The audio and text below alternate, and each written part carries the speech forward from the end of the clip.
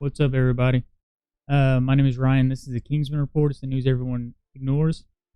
This is the live podcast. If you want to call in, the number is 1-408-638-0968, and then you enter the meeting ID. It's 534-233-4758, and it's streaming in the ticker at the bottom of the screen. If you want to share any news articles, the email is also in the ticker at the bottom of the screen. It's kingsmanreport2019@gmail.com. I have a whole bunch of news tonight, as you can see in the thumbnail there. As you can see in the thumbnail there.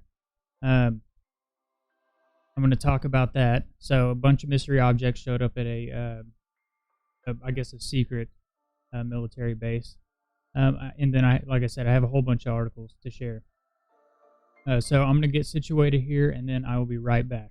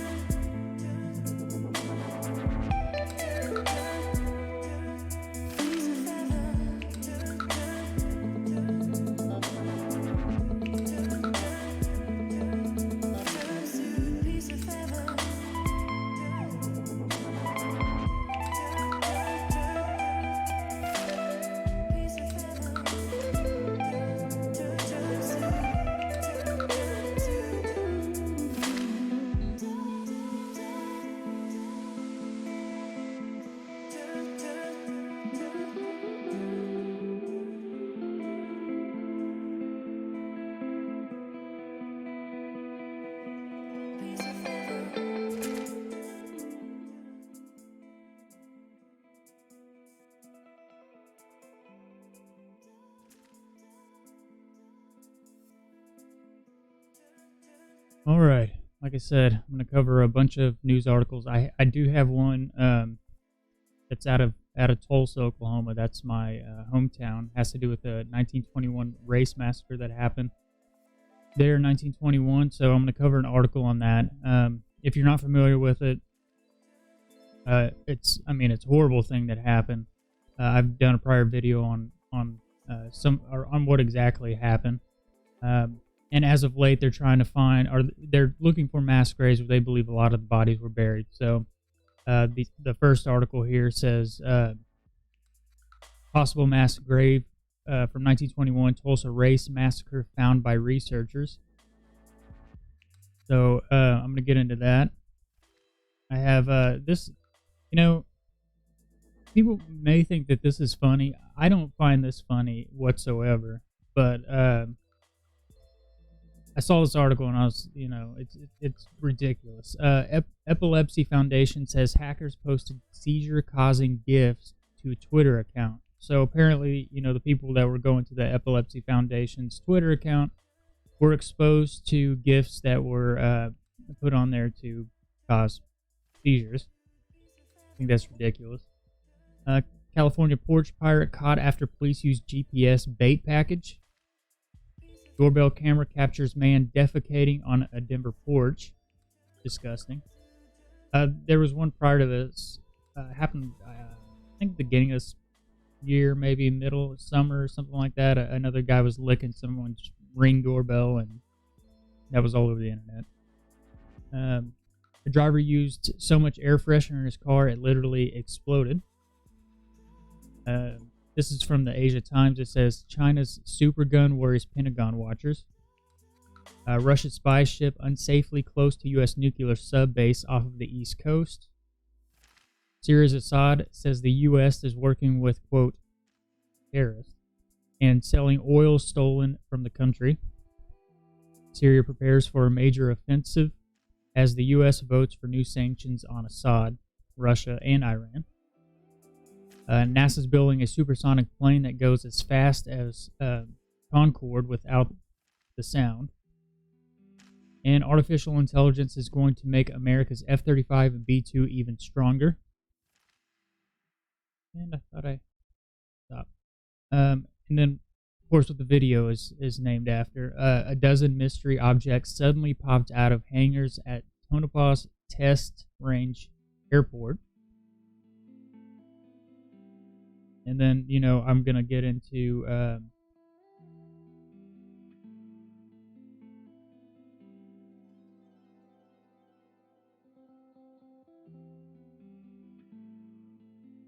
a couple quotes from Ben Rich that has to do with some of the technology that they have hidden in the desert, and he says has been hidden in the desert, that they're 50 years ahead of what they tell us that they have in the desert. So more or less anything that you've seen on TV, Star Trek, Star Wars, they have it hidden in the desert. And this is why I seem to think that this whole UFO phenomenon that's happening are actually unidentified, I guess UAVs, unidentified aerial vehicles. So I think we do know what they are, but I think they're setting us up for something aside of what they're telling us about. So whether this technology is owned and operated by others in the world, who knows? But it's out there. So I'll get into one of his quotes and then I'll go over that article. So if you're just tuning in, I always cover from locally, and then I go out from there. So I go from a little news if we have, news in Oklahoma, which we don't have much here. And then I go outwards to my main article. And like I said, this is a live podcast. It's the Kingsman Report. It's the news everyone ignores. My name is Ryan. The phone lines are open. The chat is running, and there's also a pop-up on the screen if you subscribe to the channel. If you want to call in, the number is 1-408-638-0968, and then enter the meeting ID. It's 534-233-4758. All the information is scrolling in the ticker across the bottom of the screen. So let's get into this news. It says possible mass graves from 1921 Tulsa Race Massacre found by researchers. Experts at the University of Oklahoma believe they have found possible mass grave site from the 1921 Tulsa Race Massacre at a city cemetery, although they are unsure how many bodies are underneath. Geophysical scanning identified two spots at the Oaklawn Cemetery that might bear bodies of those killed in the city's race riots almost 100 years ago. Scott Hammerstedt, a senior researcher at Oklahoma Archaeological Survey, said Monday at a public hearing in Tulsa. Surveys confirmed suspicions that one area might be a grave, in addition to a newly discovered trench under the soil of about 30 to 25 feet. He said in a quote, "I'm as confident as I can be in the results that this is a very big candidate with something associated with the massacre." Bo Stuttlefield, a forensic anthropologist at the University of Florida, cautioned at the hearing that the number of bodies inside the trench could be anywhere from 10 to 100. He also said it's unlikely that researchers will be able to identify any remains. "We just don't know what level of preservation we'll get," Stubblefield said. The city is also working with the private owners of Booker T. Washington Cemetery in Tulsa to gain permission to scan the grounds, which researchers suspect could be home to another gravesite. And this has been locally, since I'm local. Like I said at the beginning of this, G.T. Bynum, or the mayor in Tulsa, this is something that he's been interested in doing. Was trying to find to see if we had any mass graves from the race massacre that happened in 1921. We had the Greenwood Cultural Center down in the area that this happened. There's a bunch of placards in the sidewalk and the foundation where this happened. You can actually go down there and see the foundations of some of the old houses that were down there. I've walked down there. I've read the history on this. I didn't actually learn about this until I was probably 25 to 27. It's kind of suppressed. Well, it was kind of suppressed information whenever we were younger. It's just, It's just something that we don't. That's not necessarily spoke about. But I think as of late, they're making this part of history classes in Oklahoma to teach kids about some of the local history. And also, it says this graveyard here, Washington Cemetery in Tulsa, for Booker T. So it's a high school. There's a high school, Booker T. Washington High School. I believe this is out north, and the name has changed. This is what the name currently is. I read the article and I don't remember what the new name of the cemetery is. Okay, so this is a little bit of history, so this goes on into the history if you're not familiar with this. It says, street by street, block by block, the white invaders moved north across the African-American district of Tulsa, Oklahoma, looting homes and setting them on fire. It says Tulsa Mayor G.T. Bynum initiated an investigation into rumored mass graves of the Tulsa Race Massacre in October 2018, calling the riots a, quote, point of shame for our community. A decision on the next step regarding the suspected graves won't be made for at least a few months, as a public oversight committee on the graves is scheduled to meet again in February, but experts recommend that the city secure the sites in the meantime. If the city decides to go ahead with an excavation effort, several permits would need to be approved. The Tulsa Race Massacre, sometimes referred to the Tulsa Race Riots, began in May of 1921 after a black teenager named Dick Rowland was falsely accused of having assaulted a white woman. It goes on here to tell you what happened. It says Rowland had entered an elevator where the operator, Sarah Page, screamed shortly after he arrived, according to the Tulsa Historical Society and Museum. Rowland was accused of sexually assaulting Page, and when he was arrested on May 31st, a white mob demanded that the sheriff turn him over to them. About 25 black men arrived at the courthouse that night offering to guard Rowland, but the sheriff turned them away, still concerned that Rowland faced violence. More black men returned to the courthouse later that night. About 1,500, it got crazy. About 15 armed white men stood off against about 75 black men outside the courthouse. Many on both sides of the conflict were World War I veterans. The black men retreated to the segregated city of Greenwood District, popularly known as Black Wall Street, because of the number of African-American businesses as tensions escalated and gunfire was exchanged. Smoke rises over the Greenwood District of Tulsa, Oklahoma during the race riots that left 300 black people and hundreds more wounded in 18 hours on June 1st, 1921. White rioters led by the Ku Klux Klan began burning Greenwood down early on June 1st, looting many of the district's black businesses as the governor declared martial law and brought the National Guard. Official death tolls at the time accounted for 36 people in the riots, although experts have long believed that number could be in the hundreds. And this is probably, if you haven't heard about it before, this is probably where you've gotten familiar with it. HBO's Watchmen. So, which the opening scene to this was intense. If you haven't seen it, it says HBO's Watchmen recreated the 2-day event in its pilot episode in October. The show, based on the 1980s graphic novel, used the unsettling massacre to set the tone for its season. What is creating the most anxiety in America right now, and for me, the anxiety is undeniably race. Damon Lindelof, the showrunner for Watchmen, told NBC News, superheroes cannot defeat racism. The Tulsa Massacre, one of the most severe incidents of racial violence in U.S. history, was one of several mass killings in cities around the country beginning in 1919. It's definitely a stain on our city. And I said this before in a video where I mentioned this. I mentioned in a prior video that they were going to start this, and now it looks like they may have found those graves. But I hope for any of the relatives of the people that were involved in this, that died because of these people's ignorance, I hope that they find some peace and that they can give these people a proper burial. It's absolutely sad thing. So this is ridiculous here. Whoever did this needs their ass kicked. This is ridiculous. Because if these people were going to this Twitter account to I haven't looked at it to, read updates on the Epilepsy Foundation or whatever, and they actually suffered from epileptic seizures. And one of these things triggered epileptic seizure just by going to and looking at a GIF, and it triggered it. It's wrong. I think people are just being jerks for no reason nowadays. Let's hack everything, and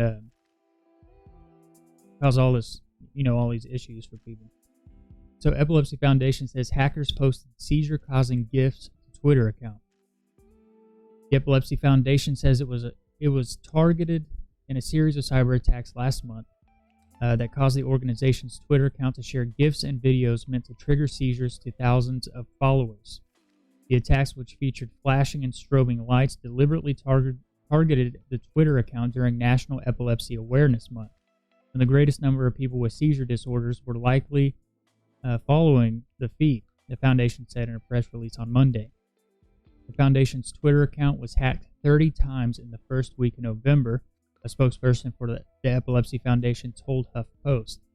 It's unclear how many people viewed the tweets or if anyone suffered a seizure because of them. Cannot yet be contacted by anyone who was adversely affected. The investigation is still ongoing, the spokesperson said. The foundation has filed formal criminal complaints with law enforcement authorities, including the U.S. Attorney's Office in Maryland, where the organization is headquartered. Twitter is one of the largest places of public gathering that exists today, Allison Nicole, director of legal advocacy for the Epilepsy Foundation, said in a statement. These attacks are no different than a person carrying a strobe light into a convention of people with epilepsy and seizures. About 3% of the people with epilepsy, mostly children and adolescents, suffer from a photosensitive version of the disorder, which can cause them to have seizures if exposed to certain flashing lights or visual patterns, according to the Epilepsy Foundation.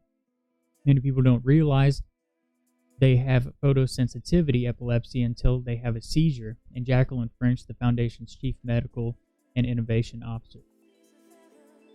Last month, cyber attacks were similar to messages targeting author Kurt Eschenwald in 2006, the Foundation said. Eschenwald, who has epilepsy, was sent a message on Twitter containing a strobe light GIF, and the message, quote, "You deserve a seizure for your post."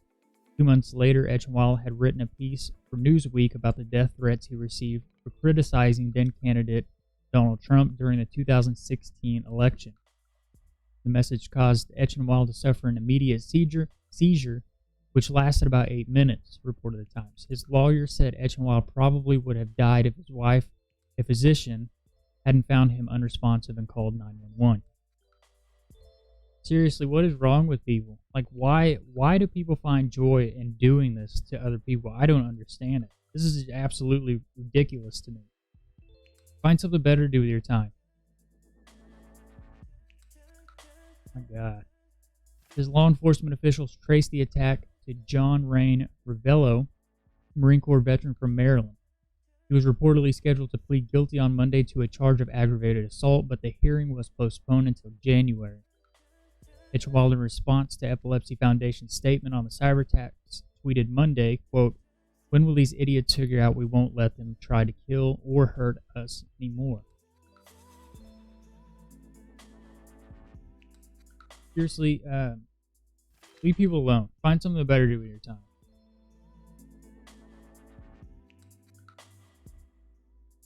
Ridiculous. This is pretty funny because I can't stand these people.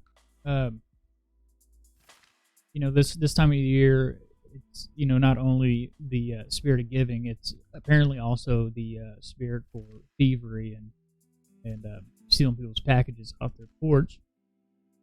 So this idiot got caught because what the article says here: California porch pirate caught after police used GPS bait package. So this moron right here says a suspected, quote, porch pirate in California was arrested Thursday after police used a bait package that had GPS locator inside. The Anaheim Police Department said on Facebook that Leonard Ramos, 34, was taken into custody after a package was stolen from a home around 5 a.m. last Thursday. The Authorities arrested a 34-year-old shortly after the package was taken and alerted authorities to his location, Sergeant Shane Carringer told City News Service. This is his mugshot. And as always, all the links are in the description underneath the video, and you guys can go there and you can read these further. But I recommend taking this article and this idiot's mugshot and making him famous. I can't stand thieves. Article goes on to say the department has been using the bait package system since the summer in order to improve efforts to solve cases and make potential thieves think twice about grabbing something from a porch, especially during the busy holiday season. The bait package program by the department utilizes GPS technology that communicates with nearby cell towers and is triggered once the package moves. Police then get updates on its location every 3 seconds, which includes how fast the package is moving. After his arrest on Thursday, Ramos was booked into the Orange County Sheriff's Intake Release Center. He's being held on $20,000 bond, according to inmate records. Idiot. This is gross.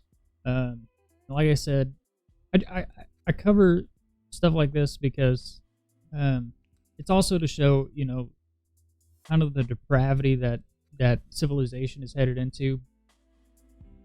Basically, before any civilization, empire falls, there's this huge decline into moral depravity, and people just doing disgusting crap like this. So, this article says, doorbell camera captures man defecating on Denver porch. Well, it would have been funny if someone had hacked this doorbell and the hackers were the one that witnessed this, but this idiot. And like I said, earlier this year, or middle of the summer, something like that, there was another video that came out where a person was caught licking somebody's Ring doorbell. People were just strange. So this is out of Denver, Colorado. An unidentified man came onto the porch of a home in Denver's Capitol Hill neighborhood early Saturday morning and defecated. It was all captured on doorbell camera. It says it's one of the last things Scott McCoy expected to see while skiing in the mountains over the weekend. He was skiing when the notification started popping up on his phone. Through 41 different doorbell videos on his phone, he watched the incident happen. He says it appears the man was intoxicated. Well, hopefully he was intoxicated, because I don't think anybody in their right mind would do this. First, the suspect rings the doorbell, and then he tries to break into the home just before 2 a.m. Next, he goes over to the corner of the porch and defecates on it, and then spends the next few hours stumbling and spreading feces all over the porch. The boy lives in South Capitol Hill and suspects the man came from a nearby bar or a Christmas party. He does not believe the man is homeless. He is waiting for police to file a report first before touching any of the evidence. Despite the tainted porch and a lock that now needs to be fixed, McCoy says he's not looking to press charges. I would press charges.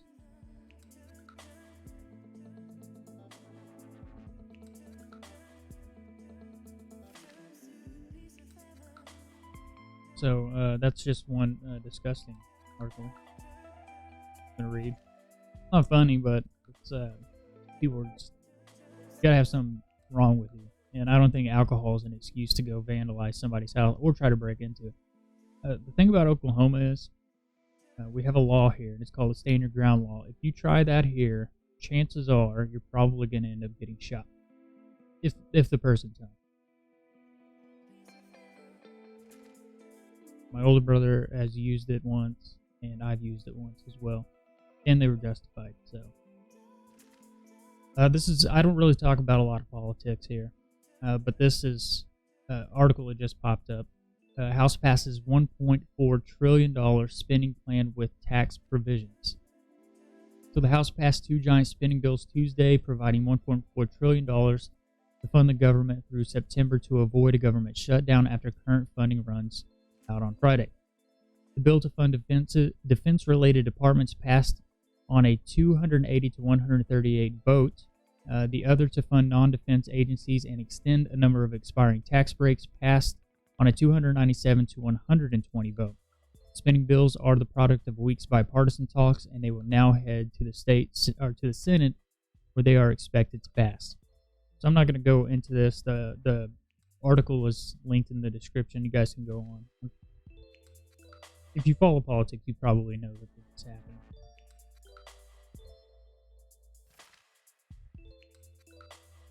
Now, this is funny, and I don't really like laughing at people's misfortunes. The guy's okay.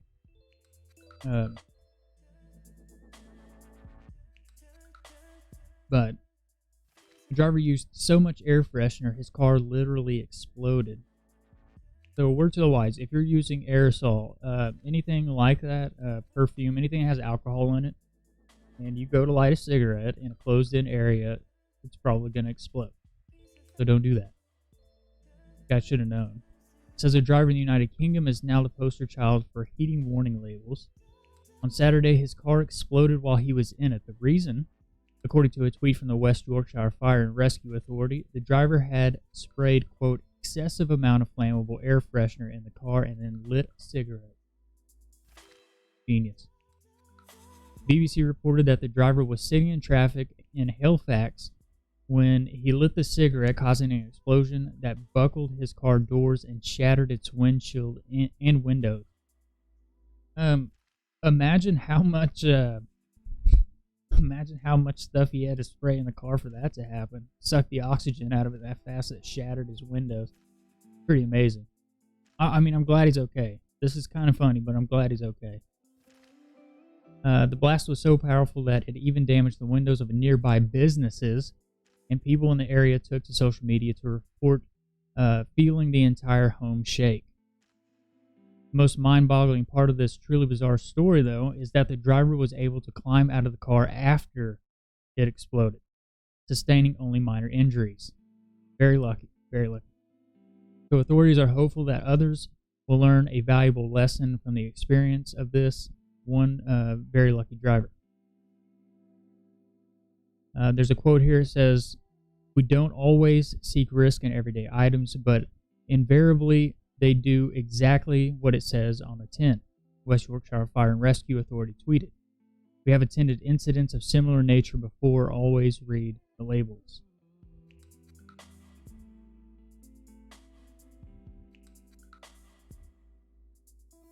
Absolutely insane. Glad he's okay, though.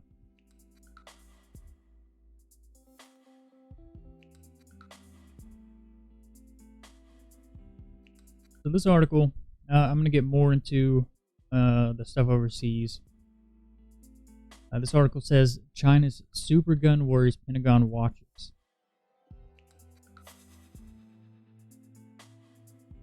It goes on to say, while the United States spent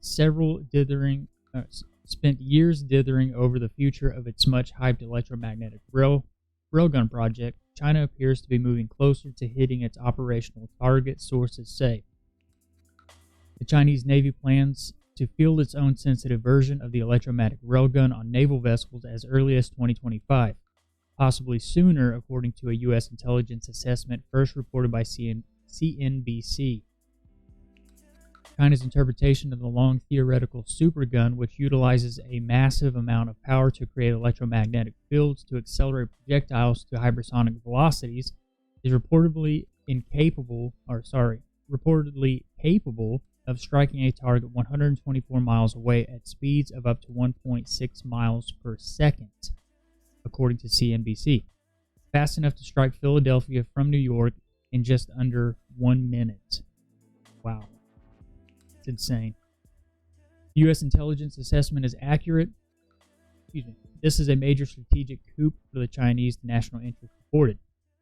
Back in February 2018, photos circulating on social media appeared to show a railgun-esque deck gun mounted on the bow of Type 072 3-class landing ship Hangars.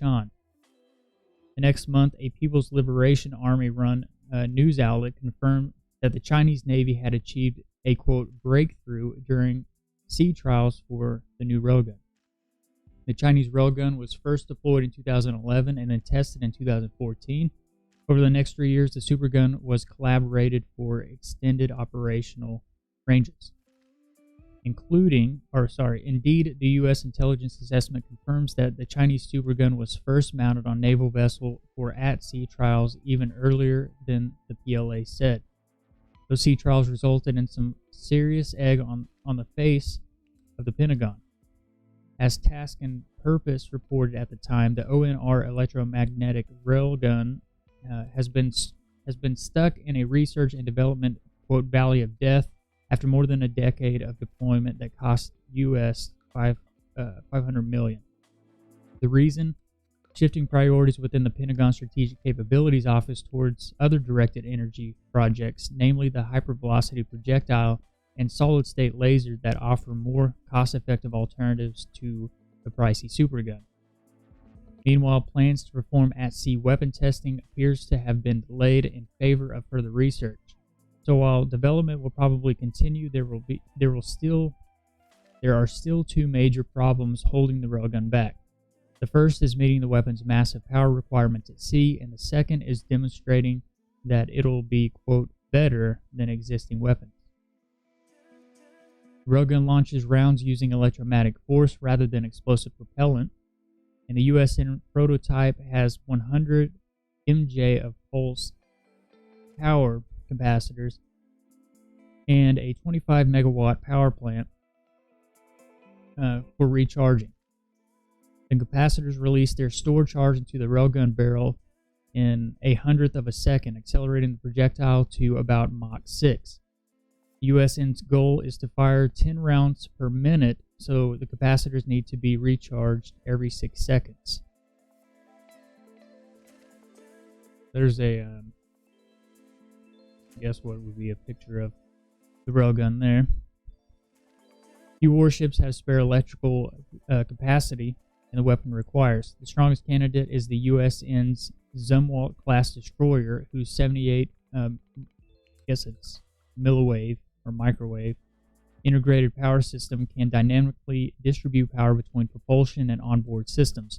It should have about 58 microwatts, of reserve power while steaming at 20 knots. By comparison, the Arleigh Burke class destroyer has a 7.2 for onboard systems.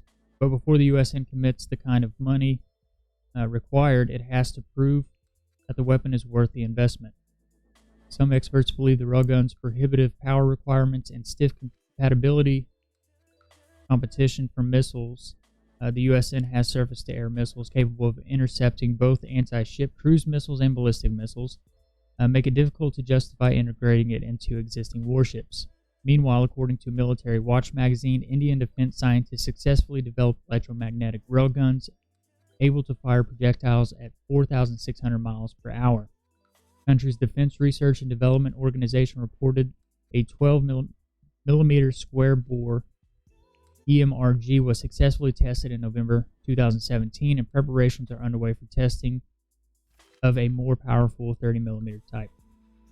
The military aims to accelerate a 1 kilogram projectile to a velocity of more than 2,000 meters a second. Such a weapon would give the country's naval forces significant advantage, allowing it to launch devastating strikes on both land targets and surface naval vessels. If you want to go and read more into this article, the link's in the description below.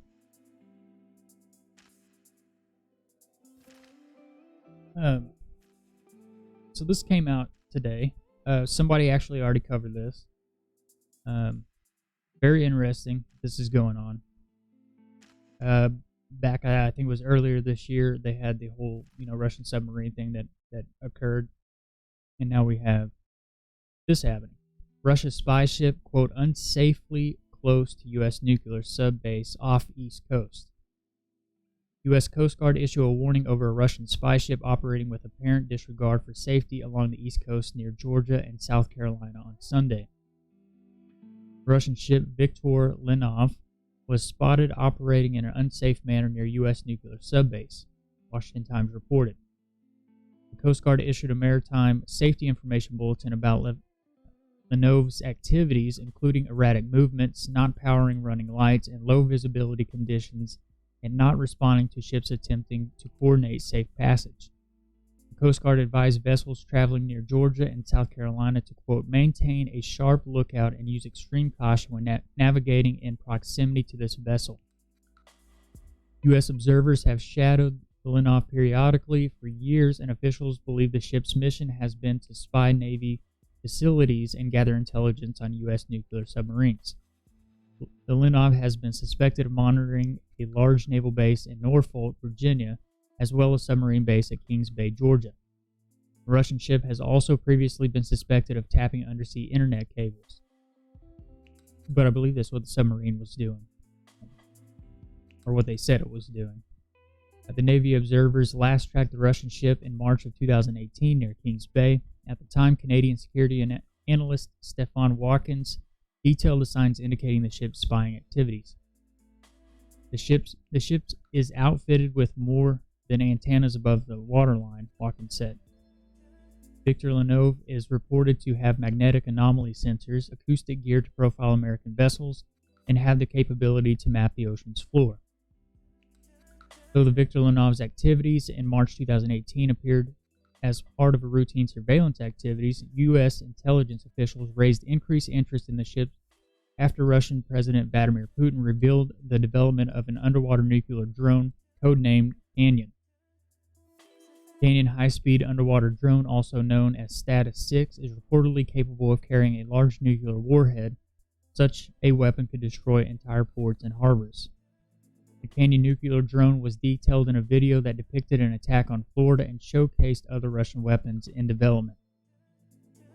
Navy Captain Pamela Coons said the North American Aerospace Defense Command, or NORAD, and Northern Command, NORTHCOM, regularly track vessels of interest such as the Lenov when they operate within the NORAD and NORTHCOM area of interest. We are aware of Russia's naval activities, including the development of intelligence collection ships in the region, she said. While we won't discuss specific measures being taken, NORAD and U.S. NORTHCOM routinely conduct air and maritime operations to ensure the defense of the United States and Canada.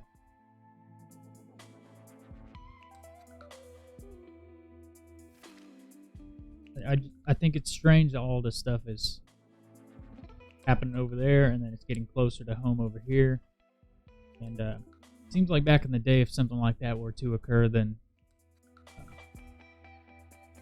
we would do something about it. Now it's just kind of just passive about certain things. I understand monitoring what's going on,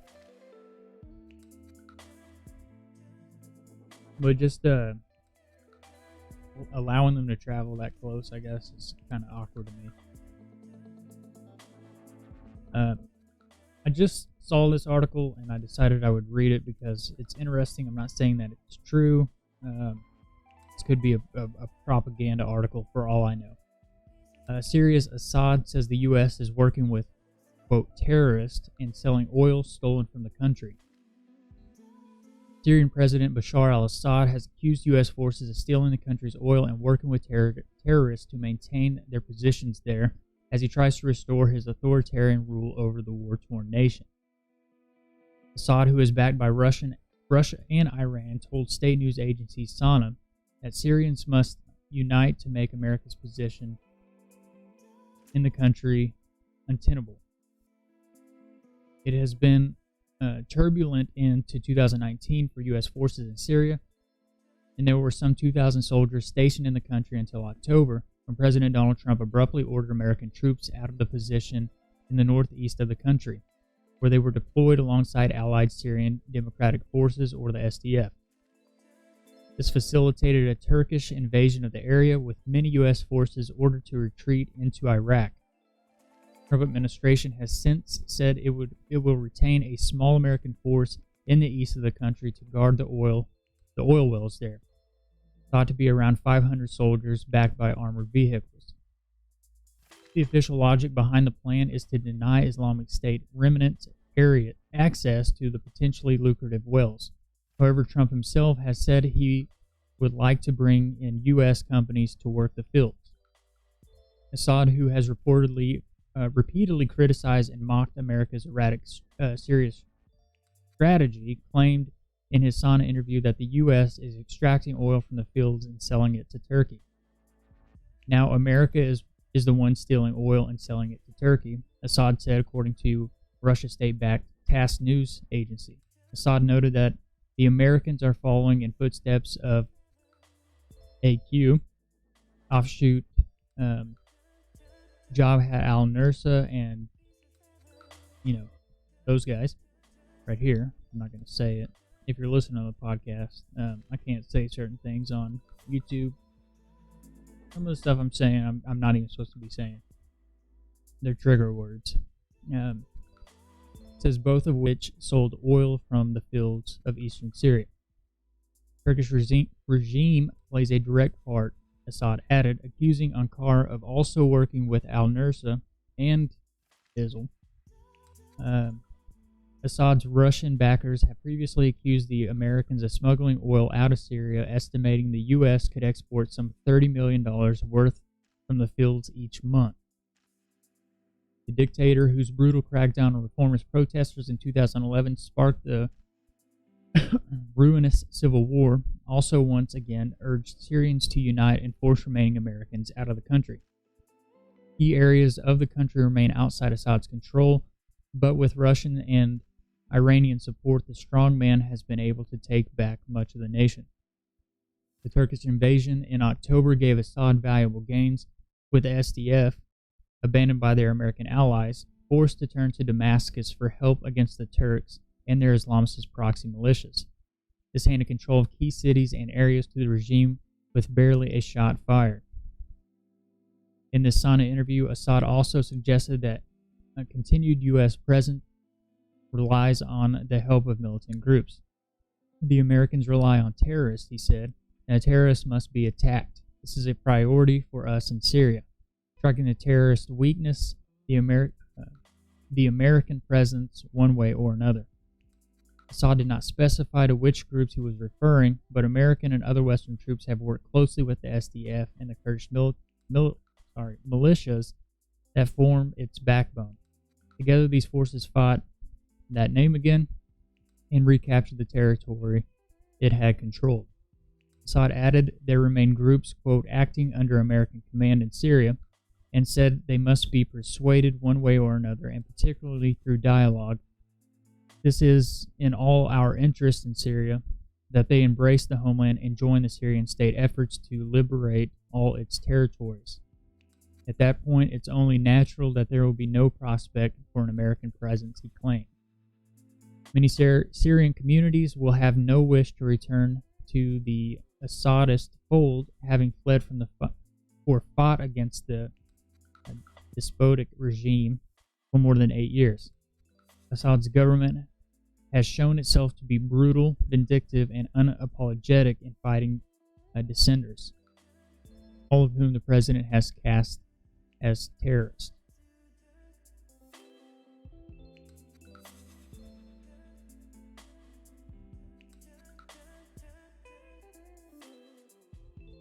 So the next article here is Syria prepares for a major offensive as U.S. votes for new sanctions on Assad, Russia, and Iran.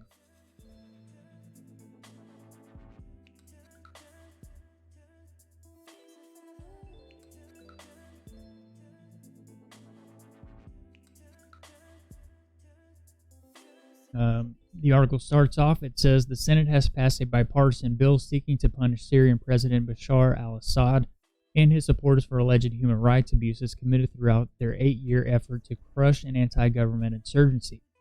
But back in the country itself, the Syrian armed forces were preparing to push on with another major offensive.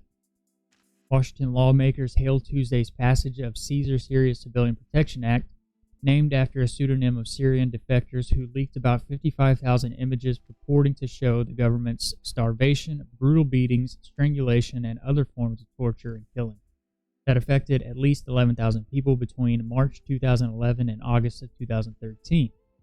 The report triggered new U.S. sanctions against Assad at the time, but lawmakers on both sides of the aisle have struggled for 3 years to further financially target Assad and his two top international supporters, Russia and Iran.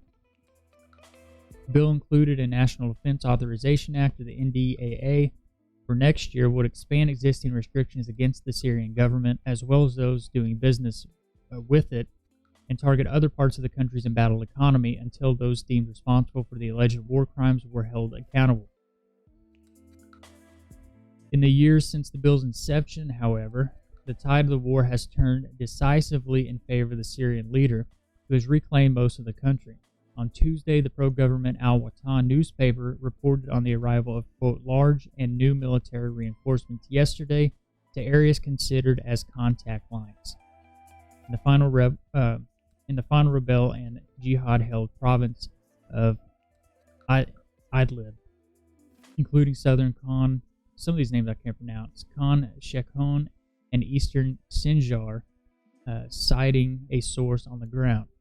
Since last September, Idlib and its outskirts have been subject to a deal struck by Russia and pro-opposition Turkey, and clashes have nonetheless persisted, and the source described this frontier as, quote, launching point for new military operations that the army may carry out at any time, pending orders from its military command. The U.S. and a number of its allies, including those in Europe and the Middle East, have repeatedly criticized the Syrian and Russian military's air campaign in Idlib, a region dominated by the jihadi Hayat Tahrir al-Sham coalition and other Islamist forces, but that also hosts up to 3 million civilians. So far, however, the White House appeared hesitant to use force in response to anything other than suspected chemical attacks, as occurred in April of 2017 and 2018, as Washington aims shifted throughout the greater Syrian conflict.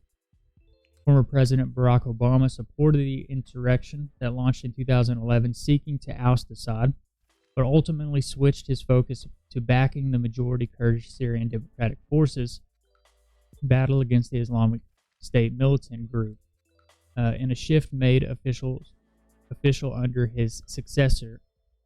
President Donald Trump has since overseen the defeat of that group again, so-called caliphate, but has been met with severe criticism over plans to withdraw from the country as competing international forces advance their own rival agendas. Turkey, a member of the U.S.-led NATO Western Military Alliance, has opposed the Pentagon's backing for the Syrian Democratic Forces because it's considered the Kurdish People's Protection Units, YPG, linked to the outlawed Kurdistan Workers' Party, or PKK. Turkish President Erdogan has ordered 2 cross-border offensives supported by rebels against the YPG in past years, and a third, larger attack in October caused Trump to pull U.S. troops further east, where controlling lucrative oil reserves is now a priority. The abandonment of the U.S. positions led in Syrian Democratic Forces to strike a joint security deal with the Syrian and Russian governments, whose forces have expanded their control over northern Syria, further bolstering Assad's staying power. The Syrian leader has also accelerated his calls for Kurdish fighters to give up their self-rule aspirations and return to the government fold. While the previous editions of Caesar Act carried more ambitious aims against Assad, such as studying the viability of imposing a partial or total no-fly zone over Syria, the current version focuses on targeting the effort to normalize Assad's rule in the region. Assad's military and political victories have sparked interest in rebuilding ties to his government among Arab states, many of whom severed relations altogether in 2012. Bahrain and United Arab Emirates have reported their embassies in Damascus, and others have held meetings with Syrian officials as Russia attempted to use its newfound regional influence to end convince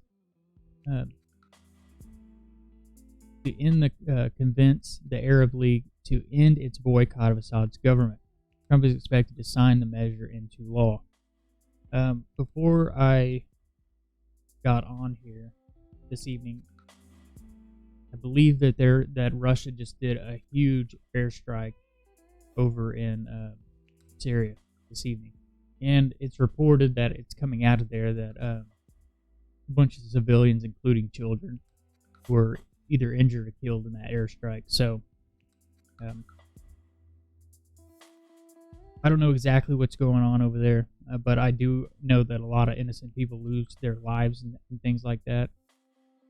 So regardless of their religious affiliation, I tend to try to pray for the people that are victims of whatever they're doing over there, whether it's, hoarding natural resources or whatever the government's interests are overseas. I at least pray for the innocent people involved, especially the children. This article is interesting. NASA building supersonic plane that goes as fast as Concorde without the sound. NASA's X-59 space plane, capable of flying faster than the speed of sound without the loud boom that comes with supersonic flight, is finally nearing completion. The plane will be the first large-scale piloted X-plane that NASA has launched in more than 30 years when it's finally put together. It could also herald a new era of fast space travel as it attempts to overcome the problems that have blighted previous attempts like Concorde. Normally, supersonic planes create a loud boom when they reach the speed of sound and have, as a result, been banned from flying over populated areas. But the creators of the X-59 claim it will be almost silent. And the space agency has announced that it is cleared for final assembly and integration of its systems after being looked over by senior managers. The plane, which has the full name X-59 Quiet Supersonic Technology, or QSET, what I'm going to call it, is being put together by Lockheed Martin, which will now work to complete it ahead of testing. It should be approved for its first flight in 2020, and the actual launch will come a year after that. The completion of the KD-P-D, we've shown the project is on schedule. It's well planned and on track. We have everything in place to continue this historic research mission for the nation's air-traveling public, said Bob Pierce, NASA's Associate Administrator for Aeronautics, in a statement. NASA says the new plane will make a boom that will only be audible as a, quote, gentle thump, or might be entirely silent. It is able to do because of its precise shape, which looks something like an even more sharp version of the Concorde. It will fly nearly as fast as its look-alike, with a cruising speed of 1.42. That will be put to the test when the plane is ready to fly, and the trials will see it sent over, quote, select U.S. communities in test flights that will allow NASA to measure it using sensors and people on the ground who will, quote, gauge public perception of the sound of the plane.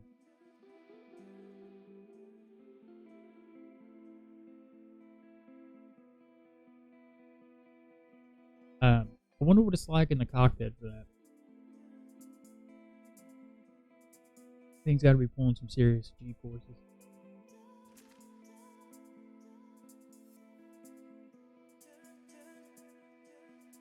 So this is an article more on artificial intelligence, but this is actually going into some of our military aircrafts, the F-35 and the B-2.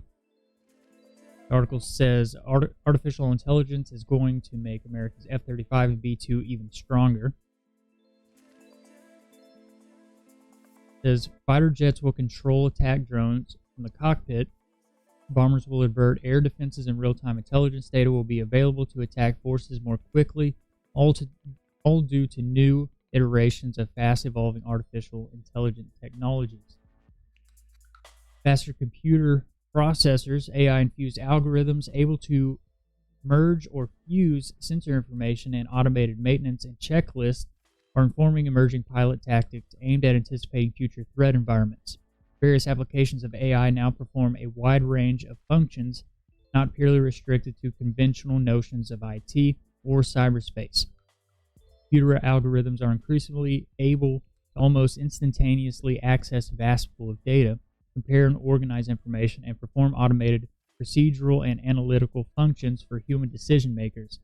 When high-volume redundant tasks are performed through computer automation, humans are freed up to expend energy pursuing a wider range of interpreventive or conceptual work.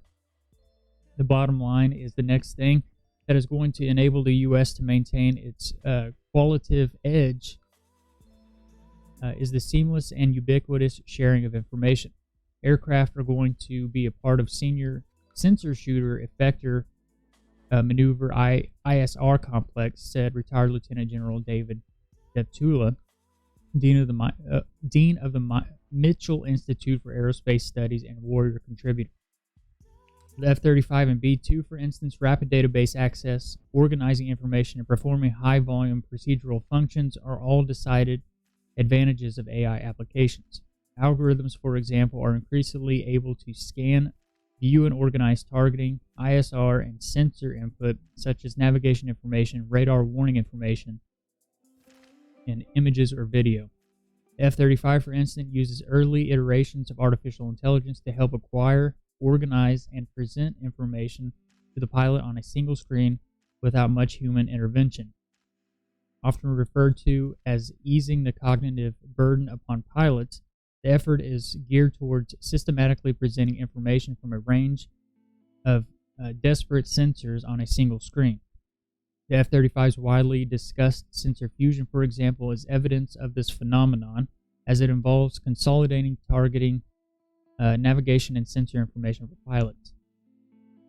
In the near future, F-35 pilots will be able to leverage AI to control a small group of drones flying nearly from the aircraft cockpit in the air, performing sensing, reconnaissance, and targeting functions.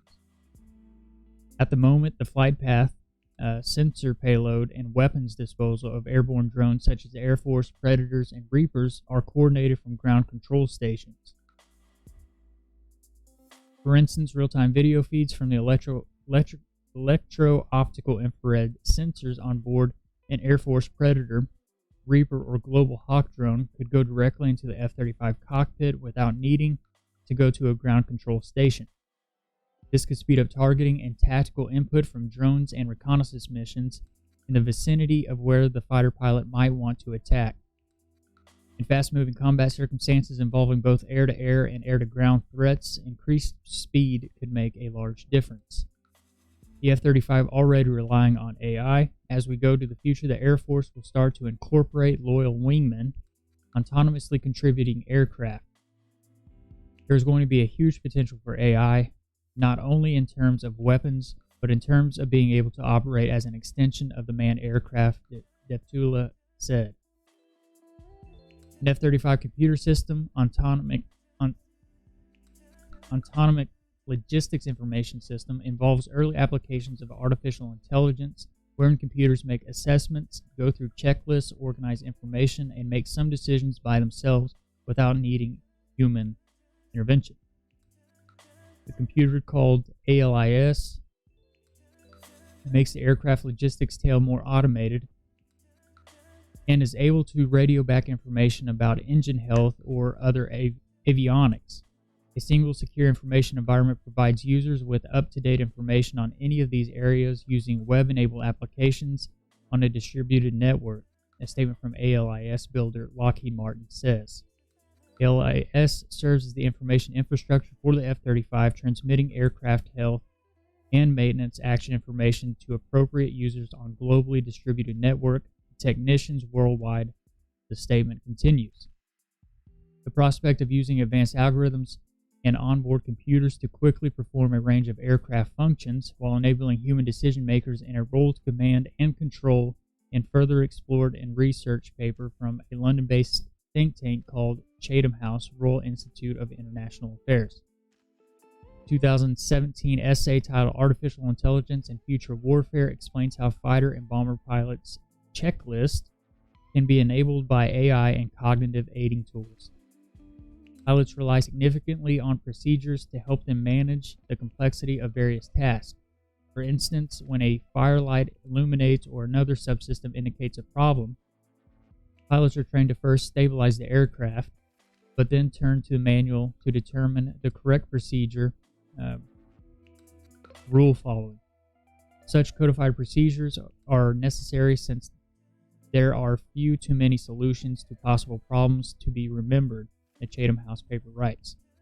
Given the scenario, AI-enabled onboard computers could massively change the equation by performing some of these described key procedural functions autonomously.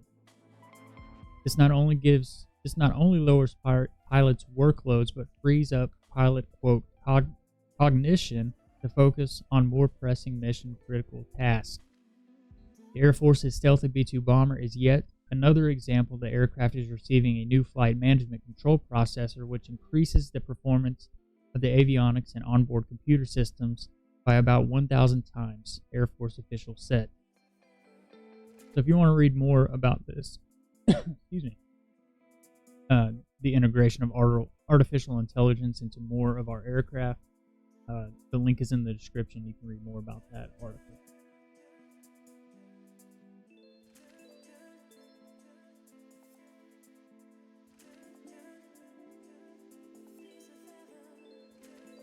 So, I'm fixing to get into what the title of the video is about, which is Mystery Objects in Tonopah. And if you guys know who Ben Rich is, he was the leader of Skunk Works, I think from 1975 or 76 to 1991.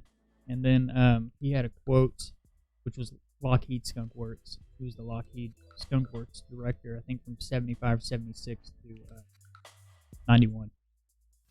In an interview that he gave with a guy named Jim, I guess one of his confessions was, his deathbed confessions was, and this is a quote from him, it says, "We have things out in the desert that are 50 years beyond what you can comprehend. If you've seen it on Star Wars or Star Trek, we've been there, done that, or decided it wasn't worth the effort." So the article that I'm going to get into has to do with a dozen mystery objects suddenly popped out of hangars at Tonopah Test Range Airport. So this could be the place. Like, I know that this is one of the places that they won't even admit some of the aircraft that we have in our arsenal. They still kind of deny it. This is probably where they keep it at. So this is probably where these photos came from, that are satellite photos. But this article I found was interesting because from remembering his quote on that and then saying this, and me, I always say anything they're telling us that we have now, they've had it for years before we're privy of the information. So the article starts off, Tonopah Test Range Airport, located along the northern edge of sprawling Nevada Test and Training Range, may not get a lot of pop culture attention that nearby Area 51 gets. But in many ways, it's just as fascinating. It was born out of a program that saw American fighter pilots secretly flying captured MiGs against their fellow aviators, and not long after the program spun up, the remote installation was greatly expanded to house the F-117 Nighthawk force during the early and deeply classified part of its career. It has since housed the semi-mothballed F-117 fleet following its official retirement more than a decade ago, and it was also the original home of the RQ-170 Centennial. Today, the high-security base continues to support a number of secretive programs, as well as testing at a nearby range. Now, highly unusual activity around a dozen hangars at the Shadow installation has been caught on satellite. The image in question was snapped around 10:15 a.m. local time on December 6, 2019, by one of Planet Labs' PlanetScope satellites that image the vast majority of Earth daily. The 3-meter resolution images, excuse me, something in my throat. The 3-meter resolution image shows the front row of the southernmost, quote, canyon of hangars, which were originally built for the F-117 program, with seemingly identical craft sitting in front or at least protruding out of the hangars. These are also the hangars that appear to house at least one secretive aircraft, which has been spotted peeking out of the multiple prior satellite images in the past. But the December 6th image is unique in that we could not find a similar phenomenon after checking hundreds of similar images that span months of time. It appears that some program was uniquely active that day, with a small fleet that makes up the contents of those hangars being involved. It remains unclear exactly what we're seeing in the images. Morning shadows are clearly present, but in our experience with using and examining thousands of planet scope images, objects appear smaller than they are due to the lower resolution, not the other way around. Wings and other appendages on smaller airplanes seem to disappear, making them look smaller overall than they actually are. The size of the blobs we see in the image are roughly fighter-sized, which you will see for yourself in a moment. The question is, what type of aircraft are we seeing if indeed that is the case? If they are the elusive unmanned combat air vehicles the U.S. Air Force won't even acknowledge, or RQ-170 Centennial derivative aircraft, which is quite possible. They could be totally outside of their hangars based on their size. If they are larger aircraft, they could have a good portion of their fuselage sitting forward of the hangar. There's a faraway picture of it right there. There's one reason for this could be to establish and troubleshoot any satellite data link issues before the aircraft taxi to the hammerhead and then depart. Advanced unmanned aircraft in particular, which don't need to even rely on operators located at the same bases in which they fly, would put a premium on checking out their beyond line of sight data links before heading out toward the runway. Other potential explanations exist as well. For instance, maybe this is how they are fueled, although a dozen fuel trucks fueling aircraft at the same time seems highly unlikely, especially based on historical high-resolution satellite imagery of a facility. Fuel trucks are not an exact fit for what we are seeing here either, but even if that were the case, it seems a dozen aircraft of an unknown type were going out on a mission together for one reason or another. Even the flyable force F-117 force that still calls the base home is estimated at around 4 to 6 aircraft max in size, not nearly a dozen. In addition, the F-117s don't occupy, quote, red hangar cluster seen here. They use the wide hangar cluster to the far north of the ramp. The blue hangar cluster lies between the two. Pretty neat aircraft there. That's the F-117.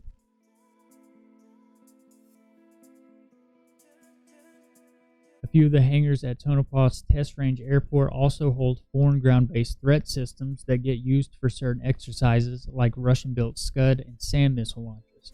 But many of those systems are stored in single hangars and not a single system in one hangar, as seems to be indicated in the photo. Nor has there ever been the impression that entire rows of hangars are full of these systems. Beyond that, placing single examples of identical systems or near identical systems in front of each hangar makes little sense, but it is something to consider. There has been a substantial amount of activity at the base in the latter half of 2019. Nearly all of the visible daytime activity picked up on satellite occurs on the northern end of the ramp, between the blue and the white hangar clusters.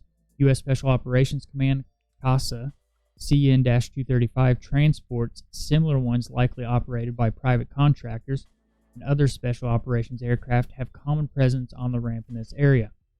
The base is an established testing locale for U.S. SOCOM aviation-related initiatives. The F-117s can also be seen fairly regularly using the ramp's area exclusively.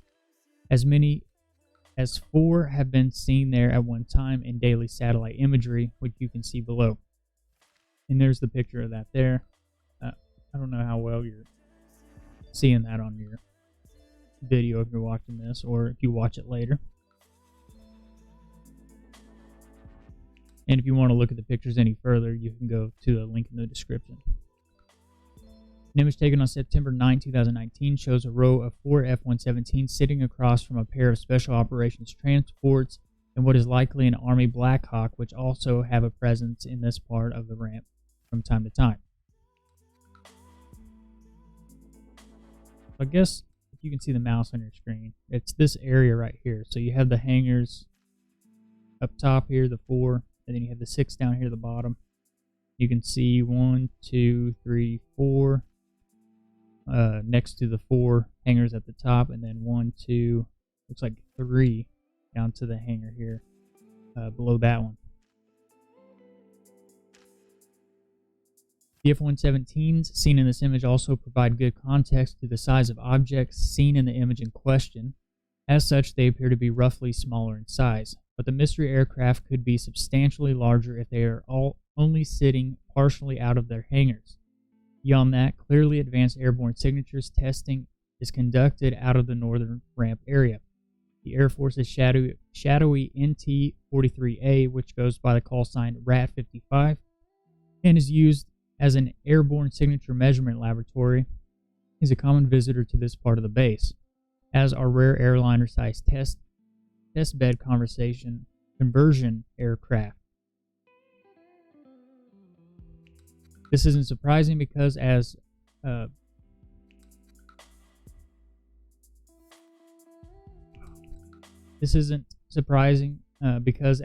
posited years ago, the flying F-117s are involved in signature control experiments, and RAT-55's service are surely used by other more modern but undisclosed tenants of the base.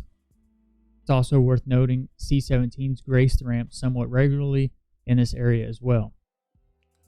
And then you can see a picture there, the aircraft. Those look fairly large compared to the other one in the other picture that I just showed you. A September 24, 2019 image showing 2 airliner derivative aircraft, what appears to be a C-21 and a CN-235 on the ramp between the blue and white hangars, and one is very likely RAT-55. The other may be a 757 F-22 testbed aircraft. Below is a high-resolution image of a March 13, 2019 of the base showing RAT-55, some CN-235s, and what appears to be a group of people watching some sort of flight on the north end of the wide hangar section. Also note all the cars that line the rear of the northwesternmost trio of blue hangars. It seems these are used constantly for SOCOM operations and assets.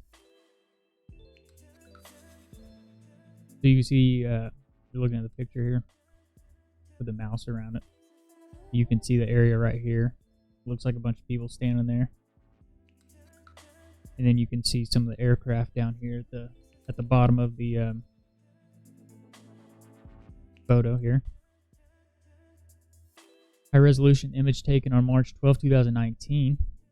It's worth noting that the reconstruction of some of the base's operating surfaces has largely been completed now. When this was taken, construction was deeply underway. The rumors of some huge expansion of the base are false. Like in any airfield, the runway and movement areas need maintenance and rehabilitation. The only new taxiway area is the small cutout on the northmost taxiway that stops abruptly and is likely used for engine runs.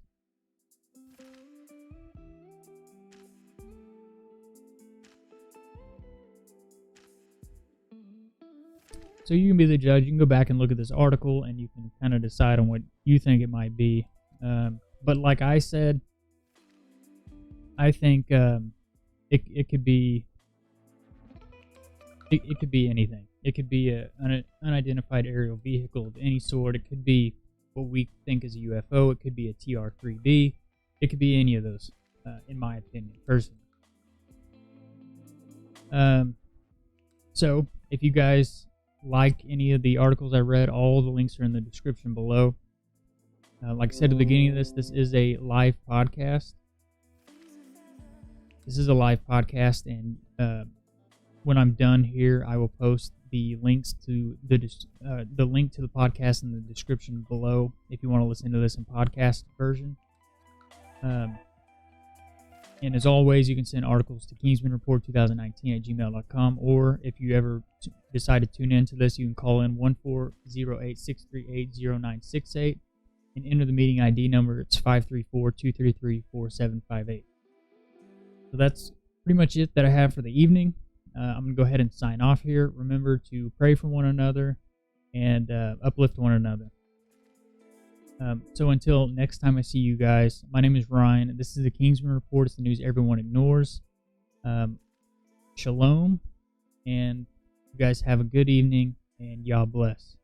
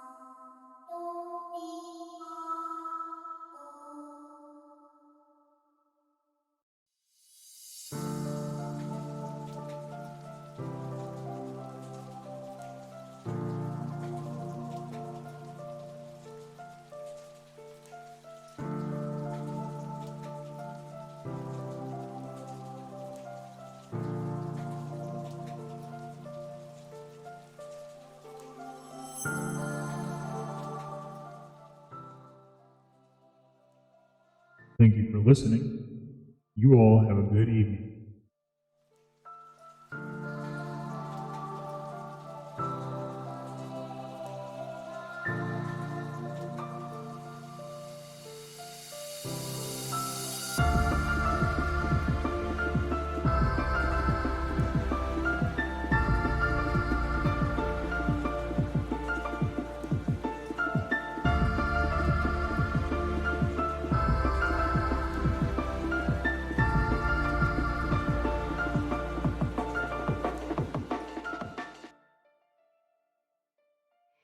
Tune in tomorrow at 7 p.m.